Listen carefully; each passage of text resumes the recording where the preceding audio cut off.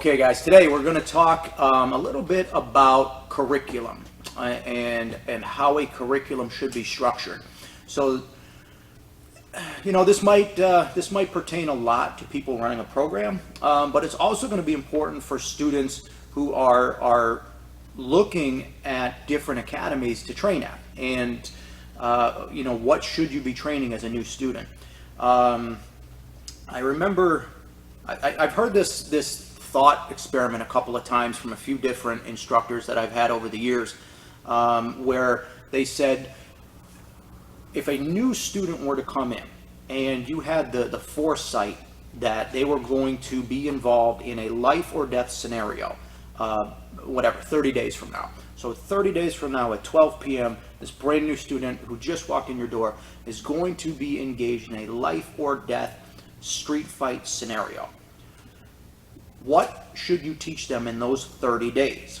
And I always thought that was a very, very interesting thought experiment. And it really framed the way I did my own training throughout the past 2 decades. It's really framed the way that I've approached teaching and building curriculums and building lesson plans. So let's dive a little bit deeper into that thought experiment, using what is commonly called the Pareto principle. You guys have probably heard of it. It's often referred to as the 80-20 principle, where 80% of the consequences of something are directly influenced by the 20% of the cause. So a cause and effect type of thing, right?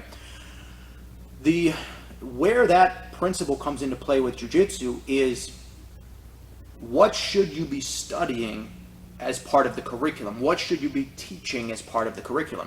And the longer you're in jiu-jitsu, what you start to notice is that there's these overlapping themes throughout jiu-jitsu. Bumping, bridging, hip escaping, position before submissions, those type of ideas. So when a new student is coming in and you have that foresight of knowing, hey, a month from now they're going to be in it and it's life or death, what are you going to teach them? Okay, I specifically use this lens when it comes to like teaching law enforcement officials and teaching women. What can I teach these particular folks that in 30 days time, something that could save their lives, right? So let's talk about what that is. That's our beginner curriculum here, right? How do I escape the mounted position, trap and rolls, 3 variations? How do I escape the mounted position when the trap and roll doesn't work? All right, the knee elbow escapes, right? Guard, I find myself on the bottom of the fight, punch block 1, 2, 3, 4, 5, reversal series, on and on, right? I can chatter off the entire curriculum. Footwork from standing, how to defend against an ambush punch, how to defend against a rear attack, choke, whatever it is, right? The basic principle is that if you were to close your eyes and think, what would be a life or death scenario and how would I handle it? Those are the techniques that cover that fall into that. So for me, that's always been the focus of not only my personal journey in jiu-jitsu, but what I try to provide for people here. The techniques that will save your life in a real world altercation. And that doesn't mean, I'm going to be teaching you a flying triangle on day one. That's a true story. Was at someone's academy once, and they had a handful of new students, and they're teaching a flying triangle. These people never knew how to break fall. It's a good thing somebody didn't paralyze themselves or kill themselves in that class. I wasn't in a position at the time as a ranked belt to voice that concern, but it was a real concern. And that's not an isolated incident. I've seen that happen many, many times through the 2 decades of training, where I've been at somebody's academy going, whoa, man, these people, they don't even know how to tie a belt and you're showing them this? That's crazy.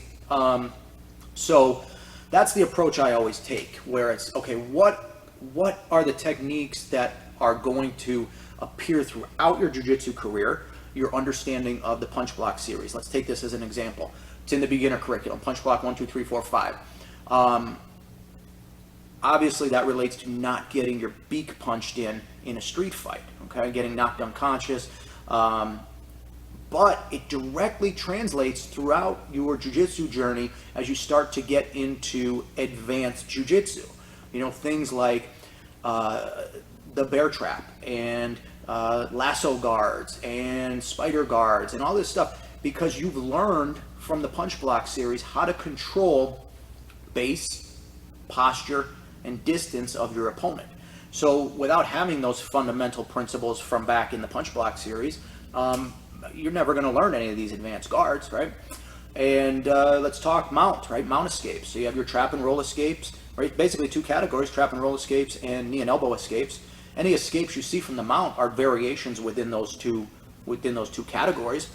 So when you start getting into your advanced jiu-jitsu curriculum and you're trying to escape, you're falling back on these basic fundamental principles of bump bridge, hip escape, create wedges, fill space, etc., etc. Right?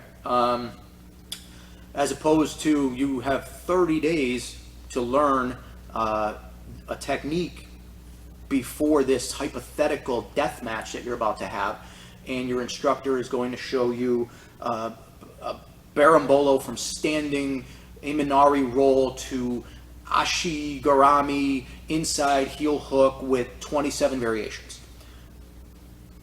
Good luck, man. I'll attend your wake. I'll attend your funeral, because you're going to get killed having that. All right. So what it comes down to is really 80%, for me anyway. This is just my opinion. If other people want to do things their way, they can do things their way. No skin off my nose. But 80% of your training should be focused on the core techniques of jiu-jitsu: punch block series, footwork, dealing with overly aggressive opponents, both standing and on the ground. These are the things that will save your life. And then the other 20% of your time, have fun, play, experiment. Work your lasso guards to your berimbolos, to your omoplatas, and make it a fun journey. But don't make that the focus of your everyday training.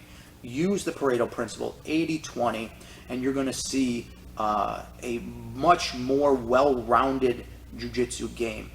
Might not be the flashiest, but it's going to be really solid and really difficult to contend with. I'll close out with a story that kind of encompasses this or highlights this principle. This was years and years ago. I was still a purple belt at the time, maybe just a brown belt. I'm not sure. Late purple, early brown. It all gets confusing. But Tyler was having a conversation with a student who'd been with us quite a while. And many of you are aware Tyler can have a very sharp tongue. And this was one of probably the most arrows to the heart, boom, comments I had ever heard in my life. This student had voiced to Tyler something along the lines of, man, it's always this same, basic stuff. It's always this same basic bullshit. We never do anything super advanced or super fancy. And Jeff doesn't even know how to teach that stuff, man. And Tyler looks him square in the face and he says something along the lines of, I don't remember the exact quote, but Jeff knows advanced jiu-jitsu. He just doesn't need it to beat you. And that dude got bodied by Tyler that day. That was one of the funniest things I'd ever heard in my life. And it's true. Nothing flashy, nothing fancy. Great, basic, dominating position is what I want you guys to build, so that when you have that hypothetical life or death match, you're prepared for it. All right, I'll see you guys soon. I hope this helps.